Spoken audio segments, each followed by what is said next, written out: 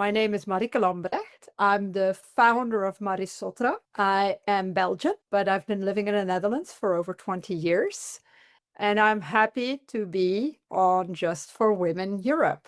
This is Just for Women Europe, connecting women across borders. You had what many people would consider a dream corporate career. What was the defining moment that made you realize it was time to leave? Unfortunately, I had some friends and people that I know that passed away, I would say prematurely at an rather young age. And I distinctly remember sitting in my car, stuck in traffic, in the rain, on the way to the office to do something that I no longer enjoyed. And that's actually when I thought, life is too short. Why am I still doing this? So yeah, and after thinking about it and weighing all the pros and the cons, because as you can imagine, it's not a decision that you just take lightly from day one to day two. But I decided it was the right course of action. So I called my manager and I said that I was quitting. Was it difficult to walk away from the security of a senior executive position? Well, I would lie if I say it wasn't, because obviously it's a very comfortable position. And I know it's every month you get a nice amount, and you have I would say the status, the nice job title. And so yeah, obviously it wasn't something that I did lightly. What made you decide to start your own business called Marisota? Actually, when I came back from my travels in Asia, I thought that I would have figured out what I was going to do because I had different ideas about the rest of my career. One actually being returning to my corporate job, because when I left, the HR director told me that I would always be welcome. But I decided to just go for something that has been a passion of mine all my life and that really gave me energy. And I was also inspired by some entrepreneurs that I follow, on social media and on LinkedIn, that, also prompted me to do that, to just start my own business. And as to the name, because you've asked me what Marisotra stands for, it actually stands for Marike, which is my first name, social, travel. So that's what Marisotra stands for. What gap in the travel market did you notice that inspired Marisotra? What inspired it was mainly from my own experience being a, 40 plus mature, I would say, independent traveler, solo traveler, is that the travel industry kind of assumes that once you're over a certain age, you are either traveling as a couple or as a family. And I think more and more people travel solo because the demographic has shifted. Um, my generation is not the generation of my parents. So, and I stayed in hotels, which is fine, but it gets pretty boring after a certain time because usually when you're in the breakfast room, you're surrounded by families and couples, which is, not really great for meeting people. And I stayed a lot in hostels, which I really enjoyed a lot better.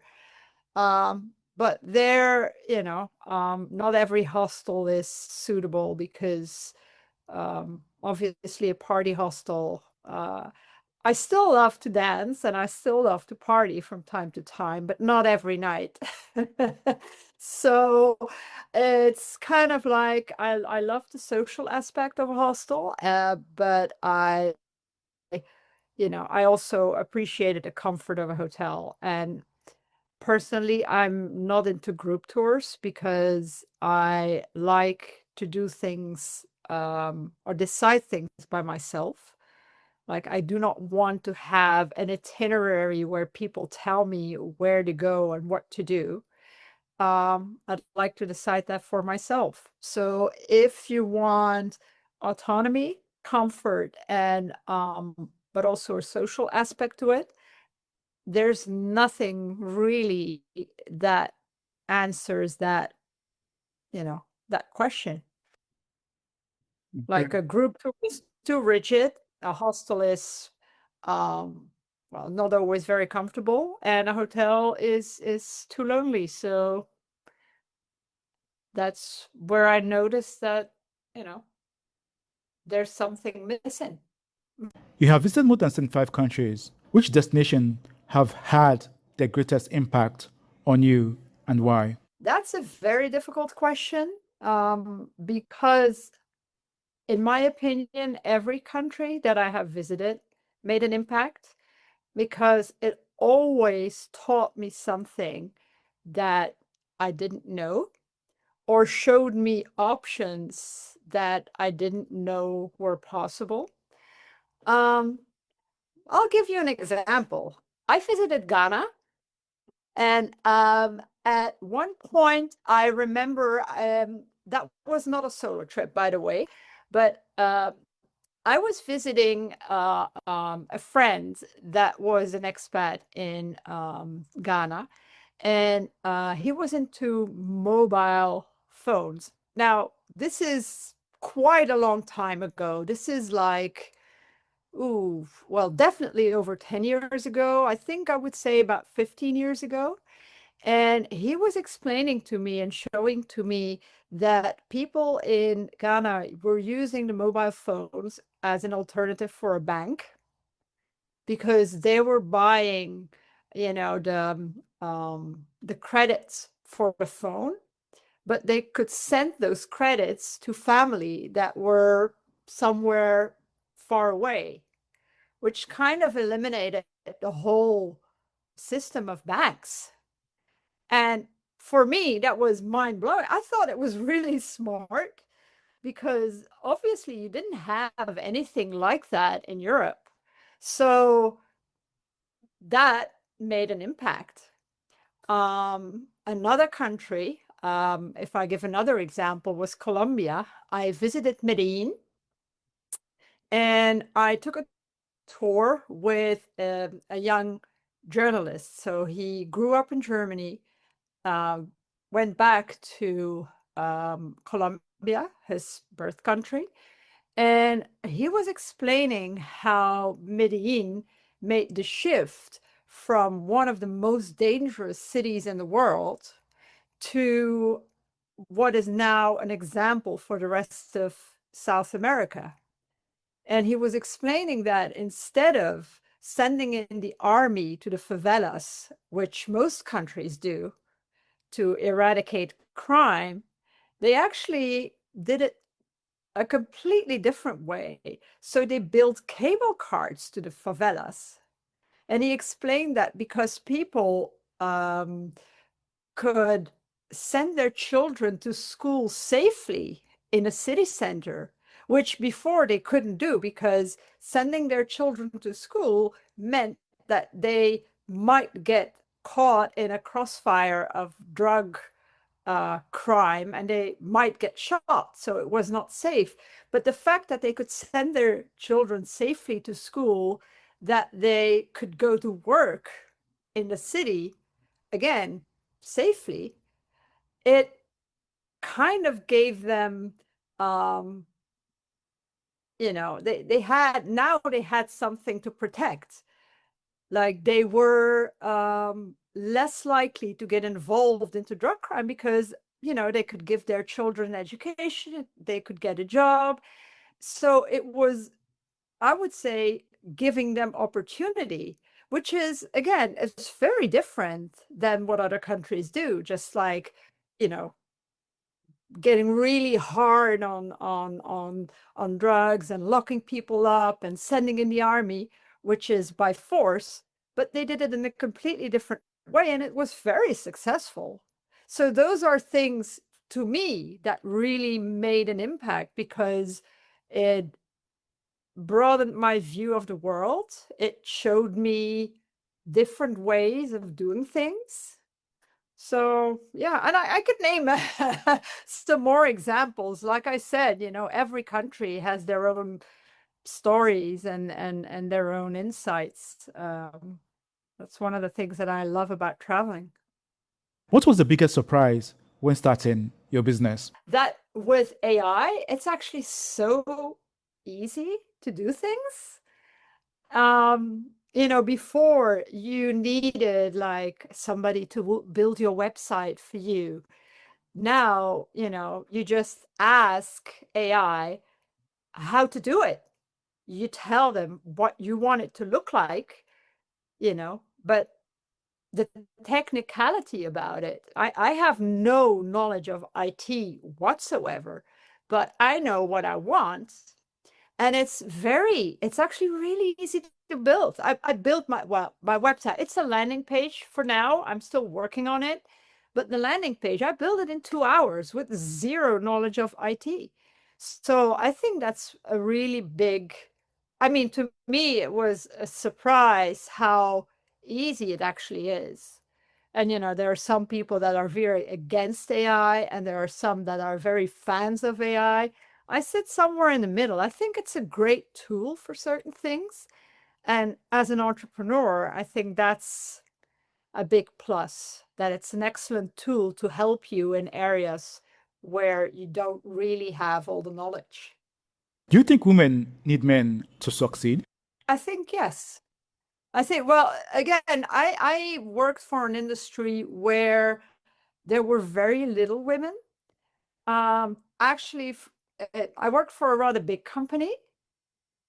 I was the only female director, the only one. So, and I think it's partly because of the manager who gave me a chance, basically, that I got hired. But, you know, I think the potential is there, but it's usually the men that are the decision makers if you really look at C-level. So you need a male ally to get ahead, you know, to make a start at least. What are the long-term ambitions for Marisotra? Oh, that's a good one. I just started. I really want to build a community that brings together solo travelers that are also craving authentic social connections. Because there's very much in the travel industry focus on destination, on beautiful locations, but I really think there's not enough attention to the human connection. And in my experience, it's the people that really make a difference. It's the people you meet during your travels that really make a destination memorable. Like if I think back of the countries that I've been to, the things that I remember are the people that I met, the conversations that I had with them, much more than the views, I would say. Yes, I mean, some locations are amazing, you know, natural beauty, it's amazing. But, you know, when you're there, you look at it, you admire it, but that's it. But what makes it memorable are actually the people you meet. That's what gives you the stories. That what's really influencing your experience of the country. To someone watching this interview, thinking of making a major career change, but is afraid, what would you tell them? I would say to just do it, because the fear doesn't really go away. You know, even when I made a decision, it was not that, you know, people were like, oh, you're so courageous. No, I was afraid still, but I decided that I was not, you know, I was not going to let it stop me from doing what I really wanted to do. And I would just say, do it, you know, just start. And then you could always pivot or figure it out along the way. But the main thing is to just do it despite the fear. I think that's the main thing. That's the main thing.